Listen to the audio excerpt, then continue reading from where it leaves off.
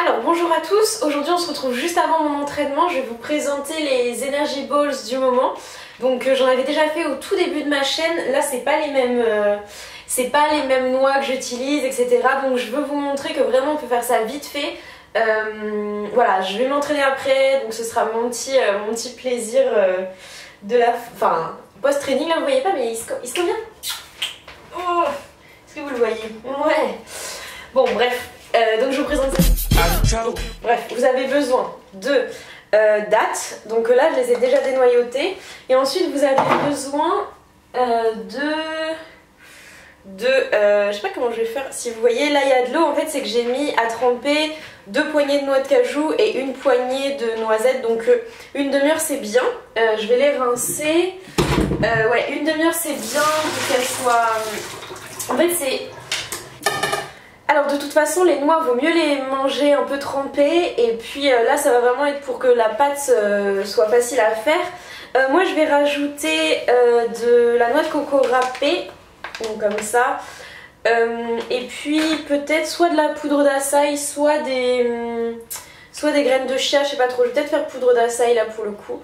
Et vous avez besoin d'un très bon blender parce que voilà sinon c'est un peu chiant. Donc on va faire ça tout de suite. Alors, donc en fait c'était juste pour vous dire que vous pouviez... voilà, en gros le principe reste la même, c'est une base... reste le même, pardon. C'est une base de dattes. Et après les noix que vous appréciez.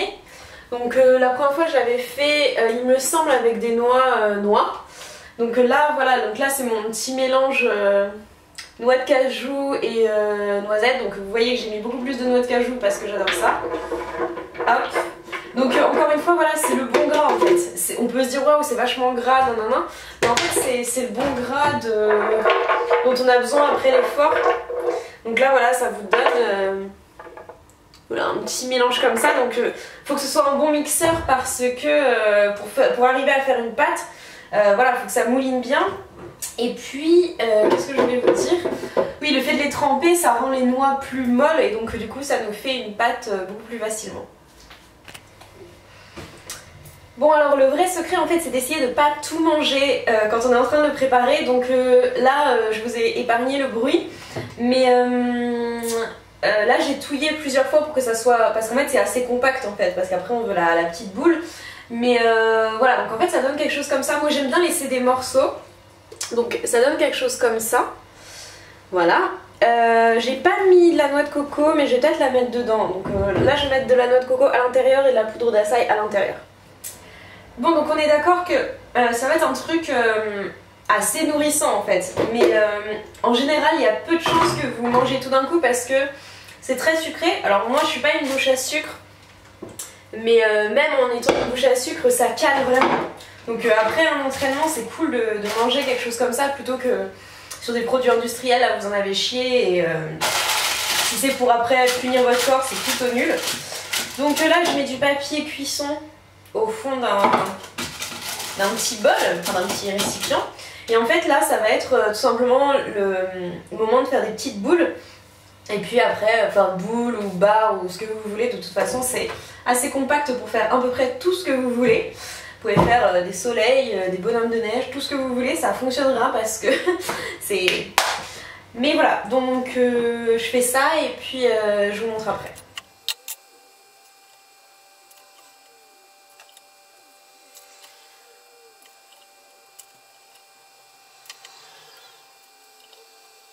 Ok, donc j'en ai encore mangé la moitié. Ce qui est bien c'est que ce truc c'est un post et enfin c'est un pré et un post training parce que on s'en fout partout, donc du coup on en mange. Bref, donc du coup voilà, ça vous donne ça. Donc là j'en ai fait des costauds, mais vous pouvez faire plus petits, etc. Ce que je voulais vous dire avant de vous laisser, c'est que vous pouvez soit les mettre au frigo, soit vous pouvez les mettre au congèle, et du coup ça va vous donner voilà, une petite saveur glacée qui est assez sympa. Donc voilà, après c'est comme je vous dis souvent, laissez exprimer votre créativité. Si vous, par exemple vous avez envie de rajouter des pépites de chocolat, vous pouvez. Si vous avez envie de rajouter, je sais pas moi, d'autres noix, parce que voilà, là c'est la deuxième version que je fais parce que c'est ce que je mange en ce moment. Je suis plus trop noix, mais je suis plutôt noix de cajou.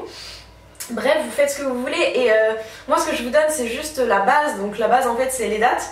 qui va consolider tout ça, puis après les noix hydratées. Mais franchement, faites-vous plaisir, si vous n'avez pas tel ou tel ingrédient, innovez avec ce que vous avez. Juste, s'il vous plaît, pas de produits industriels, franchement, on peut faire tellement... Franchement, c'est hyper rapide. Pardon. C'est hyper rapide et puis c'est con quoi, quand vous avez fait un gros effort et tout, vous avez fait du bien à votre corps, de après lui donner des trucs bourrés d'OGM, bourrés d'additifs, etc. Franchement, pensez à moi, faites-vous ça et puis... Non, franchement, essayez de prendre soin de vous, vraiment. Bref, c'est tout ce que je voulais vous dire. Je vous dis à très bientôt, j'espère que ça vous aura plu. N'hésitez pas à me taguer sur les réseaux quand vous faites les recettes, ça me fait toujours plaisir à voir. Et puis des fois vous êtes bien plus créatifs que moi. Et puis voilà, je vous laisse et je vous dis à très bientôt.